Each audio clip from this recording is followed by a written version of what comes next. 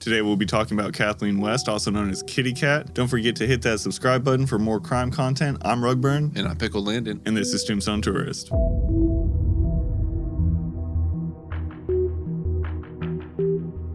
Alright, so today we'll be talking about Kitty Cat West and this dude named Jeff. My name is Jeff. Anyways, Kitty Cat, let's get into her, break some backstory and things like that. She started modeling pretty early on, kind of looked at herself as something of a Marilyn Monroe. You know, she had blonde. A lot of people would say she had a good-looking body, you know, things of that nature. She unfortunately had some downsides as well, though, too. You know, she might have been a good looker, but she was a little bipolar, had a little bit of alcoholism. It happens. Nothing too crazy, but that's pretty common. That is a factor. In 2004, she meets Jeff, and 4 months later, her and Jeff get married. Just 4 months after meeting. A little wild if you ask me. I don't know, though. Who's to judge? If you love someone, you love someone, I guess, right? Like, it is what it is. What's even more crazy is 1 year after that, they had a baby. So things are moving rather quickly. And to add on top of this storm, she also has an OnlyFans. Not the average work life, I guess. No, not the average work life. Although Jeff was supportive, to my understanding, Jeff didn't seem to have an issue with it and sometimes would even be known to take pictures for her. Yeah, by all accounts, Jeff, you know, at least at the beginning, there's a nice enough guy. The quick marriage thing strikes me as a bit odd. But when you think about their ages, they are both relatively older when they met each other. Sometimes when you're ready to get things going, sometimes it's easier to just get it going, get married, and then pop one out, I guess. I think it has a lot to do with Jeff being in the Army, but to each their own opinion, you know. I mean, I think Army guys like to have the ring ready after the first date, but that's just kind of how I think. You know, normally I like to play the devil's advocate, but that's a common trope, and I don't really have an argument against it. Yeah, so you ready to dig back into this story? Yes. So on February 12th of 2018, they went ahead, got their kid in a little, you know, babysitting kind of thing, and they can finally go ahead and have a little date night, get close to each other. They hadn't been feeling as close to each other lately, so started a date night. They went and got dinner, went to a bar afterwards, got a couple more drinks. You know, they wanted to keep the party going when they got home, so they stopped at a liquor store on the way home, got some absinthe, and kept the party rolling. When they arrived back, you know, she was probably feeling a little type of way, so they decided to go ahead and take some pictures for OnlyFans, and Jeff was a photographer of this thing. An animal! An animal! Yes, no! Wow. Again, nothing negative, but you know that when you're topping your night off after a night of drinking with absinthe, that maybe we're like treading into this is some problem territory, or at least maybe we should question our consumption territory. Well, you got to think too, it's date night. They're probably just like trying to let loose, maybe go a little harder than usual. And then not only that, you know, maybe she needed to get a little loosened up to take pictures for OnlyFans, kind of get some liquid courage in her type situation. That makes sense. And they don't seem mad at each other. They have surveillance footage from the liquor store, and he's slapping her butt, and they're joking, making small talk with the cashier and everything like that. Yeah, they seem rather flirty and everything. Like it seems like the night itself was very fun. That the night was a win for both parties. Yeah, the night it seems to be going well. Honestly, I don't see any complaints so far, and no red flags to indicate anything bad about that. Besides, like, kind of the cuckish behavior of taking pictures of your wife for OnlyFans, but you know. That aside, you know, don't want to make anybody mad out there in the comment section, but yeah. So on January 13th, things would kind of take a turn for the worst, unfortunately. A neighbor is driving around in the neighborhood, kind of doing her thing. She sees something ominous and odd on the side of the road. It's Kathleen. She's only wearing a sports bra. Well, this kind of startled her, as you can imagine. It's a weird sight to just see someone laid out in the front yard on the street, just not moving. So reasonably so, she went to go talk to her dad, kind of figure out what to do. The dad, being a person of reason, they go back to check on her. Unfortunately, she is deceased, so she's no longer with us. Well, Jeff claims that they got into an argument over her being on her phone too much that night. Apparently, she was just on it, not paying as much attention to him as he felt that he deserved. and he threw her phone outside. And at 10:30, he decided to go to bed. And that's where Jeff's night, he claims, ended. Can you imagine on your way to work in the morning and you see a body? It would definitely trip me out. I don't know what I would do in that situation, if I'm being honest with you. It's the kind of you won't know what you're going to do until you're in that situation. And I've seen comments, watching videos and stuff. Why didn't she call the police or do anything right there? Well, you don't know what that is. That could be a trap. It's a weird scenario. You don't know if it's something set up for you. So going back to get somebody to go with you isn't out of the question. And you don't know if it's a prank or something. Well, my head doesn't go to prank or trap necessarily, but my head would kind of go to like, what if she's just drunk, passed out in the like front yard street area and naked kind of, and you just don't want to involve yourself in this odd situation, and you're just hesitant about the whole thing because God knows you don't want to go up on some drunk person and wake them up and just have this awkward conversation, I guess. I don't think that somebody is going to instantly assume that what they see on the road is a body, a dead body at that. I think she knew it was a body, but I don't think she knew that she was dead initially. I think that she just knew something wasn't right because Kathleen's lack of clothes, as well as just being on the street laying down. It's an odd picture to begin with. So I think she just wanted her dad there to kind of get a more mature set of eyes on it and also have, dad's probably comfort. A parent can be comforting and help ease a stressful situation like that up because that's not an easy situation. Even if she's just passed out naked in the street, that's still kind of weird. It's a weird situation if you're going back and at least they did go back to see if they could help or kind of alleviate the situation or see what was wrong. That's the important part, that she did go back. This wasn't fleeing or anything like that. She did go back and double check on her. Yeah, exactly. One thing I wanted to point out too was this shows that Jeff wasn't necessarily as good a guy as we think, and that he was kind of taking this job of hers personally. Maybe he was mad that she was working on a date night because he ends up throwing the phone out the door. Yeah, it could have been something to the fact of he thought maybe she was messaging OnlyFans people back, or maybe she was just getting a little bit of that kind of high you get when you get social media notifications. I feel like everyone gets it, but just in varying degrees as to how much it feeds into their dopamine.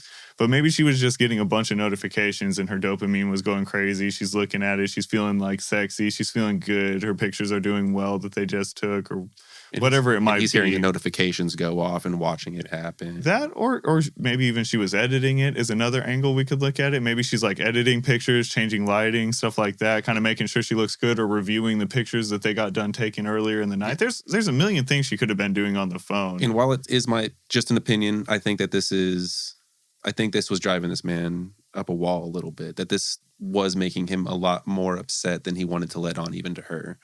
I think he pretended more to be okay with it than he was actually okay with it. I do believe it shows a level of insecurity, most definitely. I do believe that you throwing a phone out for someone being on their phone is definitely showing some insecurity. So Jeff claims that he had been asleep until 5 a.m. However, an account of a neighbor said that they saw him pacing back and forth through a window, which goes directly against Jeff's claims on that. Kat also had a blood alcohol content of 0.23, which is crazy high. But that was not what killed her. There was signs of blunt force trauma that matched the liquor bottle they found at the scene, that absinthe bottle we talked about earlier. Not only that, Jeff's fingerprints were also located on the absinthe bottle. And another weird kind of thing about this situation is that there's 2 puddles of blood in front of the house, right? You got one in the front, kind of by the garden right outside of the front door. And then you go a little further to where they found her body, and you have another one kind of near the street. So this is kind of begging the question that in order for this to have happened, she would have either had to been struck or fall on the bottle and then stand up and then move to the end of the street where she would eventually be found and then get hit in the head again. Or she got hit up there, fell, started to bleed, got up, walked, and then fell again. My theory is Jeff strikes her right there near the garden. That's the first pile of blood. Mm-hmm. Boom. She falls. She hits the ground. That might be it for her, in my opinion. And then that's what happens. Then Jeff picks Kat up, drags her farther away to kind of alleviate some of the situation as to where it might have happened, get rid of some evidence, make things a little foggier as to what happened, lays her down, and stages the phone and the absinthe bottle next to her afterwards. Okay. So what I'm getting at is that for this to have been an accident is almost damn near impossible. In my opinion, yes, it does seem highly unlikely because say she fell down, hit her head, she would have had to sit there for a little bit for the pool of blood to happen, right? So she would sit there, bleed, get up, not walk back in your house. Which would make sense. Because if I hit my head, that's where I would go. And if I thought it was bad enough, I'd call an ambulance or I'd go to the hospital somehow, Uber, however you want to get there. Whatever, I'd get means to get to the hospital, get my head checked out, things like that. Because, I mean, you've been drinking, you had some kind of head trauma, you probably don't want to go to sleep under those kinds of circumstances. So to me, it just seems wild to think she falls, hits her head, gets up. First thing she thinks, I'm going to start walking to the street, then falls again. I mean, I know she's drunk, but Jesus Christ, like. And then there's the fact that she's missing her clothes. It's too suspicious to me. And then the fingerprints that you talk about on the absinthe bottle, and I know this can be from them getting it out of the plastic bag when they bought it, but his fingerprints were located on the neck, where her DNA was found at the bottom of the bottle, the base. Yeah, I mean, that I won't say is as damning evidence in my opinion, just on the fact that you never know, maybe he picked it up by the head of it, like the neck of it as they were getting it for checking out. I don't think that 100% is damning, but I do think that it isn't necessarily good either. I find it suspicious and coincidental at the minimum. I find that more believable than her hitting her head in some weird way, unclothed on top of that. I don't know if it'd be enough for a conviction necessarily, but I do think that it starts to paint a really bad picture. Yeah, I wouldn't say without a reasonable doubt, but I don't lean towards this dude not having done anything. I can't see the scenario happening in any other way than somebody being involved with her outside. Like, I don't think this happened to her alone. So her cell phone shows that her last steps were between 10:45 and 10:54. Mm-hmm. And after that, all movement stops. ADT would show that the door opened and closed at 10:54. That was it, just open and close. Then at 1:51, the door was opened again. Now, it was left open up until 5:12 in the morning when it then again was shut. Jeff's phone, however, showed that his final steps took place between 11:03 and 11:10, which doesn't add up. He said the door closing and the door opening and then the final steps, everything's starting to add up a little bit and just look a little odd. It's getting odder and odder as things go. It's also hard dated that he told a lie. He said, I went upstairs and went to bed at 10. If his phone's active at around 11 o'clock, between 11:03 and 11:10, that means he was up a whole hour after he said that he went to bed. He effectively lied and caught himself in his own lie. Jeff's next movements were between 5:12 and 5:22 a.m. for a total of 59 steps. And that coincides with the last time that the door was closed as well. That's when he started being active again. The only time it doesn't show activity is that 1 o'clock opening, which either means he left his phone upstairs or in a bathroom or something like that. Yeah, I mean, because the only other explanation for the door opening and closing like that would be like a homeless person coming in and open, because Kathleen's not doing it. So who would be doing it? What I think happened is this man is going crazy. He's pacing back and forth. He knows he messed up. At least this is my opinion. I think at this point he's guilty. He's tripping out. He went ahead, killed his wife. He doesn't know how to handle the repercussions. The anxiety's going. I kind of wonder, did he actually fall asleep at any point? Or you think he was up through the whole night just pacing and anxious and just kind of wondering what to do? Because it would take a psychopath to go to sleep just like immediately after killing your wife. If you want my opinion, I think that Jeff isn't too far off from the way people describe him. But just like any person, they can have moments of like extreme anger. They had like a moment and couple that with alcohol, absinthe, a whole night of drinking. I think that he did do it. I think he murdered her. Yeah. And I don't think that he went to bed, because they bring up him pacing when the body was found and stuff like that. I think that the doors opening and closing was him checking and really kind of coming to terms with his reality. Did I just do this? I'm going to go down here and check. Maybe she's okay. And I think every time he did it, he saw that she was expired. It could be, too, what makes sense is that him leaving the door open at around 1 a.m. all the way till 5. What he could have been doing is knowing ADT's alerting it. So maybe there's some premeditation here. Maybe. This is all just, my thoughts. Leaves it open. He goes, peeks through the front door because, there's a front door and then there's a glass or a screen door or whatever. Peeps through it, looks. Damn, she's still not moving. Goes back upstairs, leaves his phone upstairs. Maybe he's even thinking that deep into it. Maybe it could have just been coincidence. He's not that attached to his phone. There's a lot of factors in this, but maybe he's purposefully leaving the phone up so he can have his alibi, running downstairs every couple of minutes, running back up, running back down, checking, and then that's how his night went. Do you think maybe he left the door open to flag ADT to make it seem like an intruder? No, because why would you leave it open like that? In my head, he left it open so that she could come back inside in case she was okay. Like, I think he was really under a delusion that no matter what he had done, he could have blown her away and he would have still thought she was alive. I think he had not accepted the reality of what happened. I think he was repeatedly checking on the body to see if he had actually done what he thought that he had done. Kind of like oftentimes criminals will return to the scene of the crime to see if they really did it. And if he loved her as much as he said that he did, he was probably distraught. That's all a possibility. So later, on February 22nd, 2018, Jeff was arrested for the murder of his wife. His bond was set at $500,000, which Jeff's not going to be able to pay, so Jeff sits. Mm-hmm. And he waits. At some point, the detectives go ahead and throw him an offer. Hey, make our lives easier. You plead out to the murdering of your wife.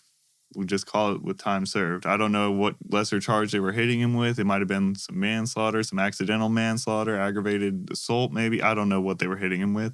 But they were going to make it to where he had just done time served. Jeff decides to go against this, however. Jeff, which he'll probably later regret, claims, no, I didn't hurt my wife. I would never hurt my wife. I did not kill my wife. And he sticks to the story. This helps me kind of confirm what I thought earlier, that he actually believed he didn't do something. And I think that humans are capable of running through mental gymnastics, if you will, in order to get them to a conclusion or to rationalize a thought that they have or the thought that they think should be true. So do I think that he did it? Yes. Do I think that he thinks that he did it? No. Now, I have a different opinion on that. I think that he's thinking, just stay silent, don't self-incriminate yourself, deny, deny, deny, deny, deny. It'll go away. When trial comes around, I'll be found innocent, and this will all be a big misunderstanding.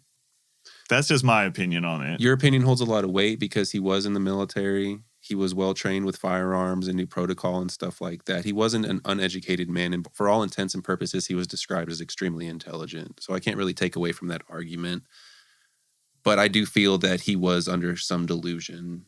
So like I do still stand by what I said, but I can easily see what you're saying being. Yeah, and I can't hate on it because if you're ever arrested, you should definitely just plead the fifth. Do not incriminate yourself. Just see how it rides out. But in Jeff's case, maybe he should have took the plea deal. Yeah, honestly. You ready to see what happens to Jeff? Absolutely. So to kind of add on to the pile of BS that Jeff is dealing with in the aftermath, they did find Kat's blood on one of Jeff's shirts as well as a towel. Okay? And not only that, it was found through evidence that the couple would regularly argue over trivial things and that things might not have been as okay in the home as we're thinking. As a matter of fact, 8 days before her death, Kat and Jeff exchanged some text messages, and we do have some of those text messages quoted, and we feel that these kind of help paint the pictures of maybe a little bit of the trouble in paradise, if you wanted to read those. Yeah, they're a little intimate, but we're going to read them here for you. So this is Kathleen to Jeff. She says, I know you're scared to tell me that you don't want to be with me, but it's only hurting me more by lying. Jeff would reply to this, if you don't want me, say it, baby. I want you. Do you want me? And after this conversation, Kat would send Jeff nude photos and tell him, thank you for making me feel sexy.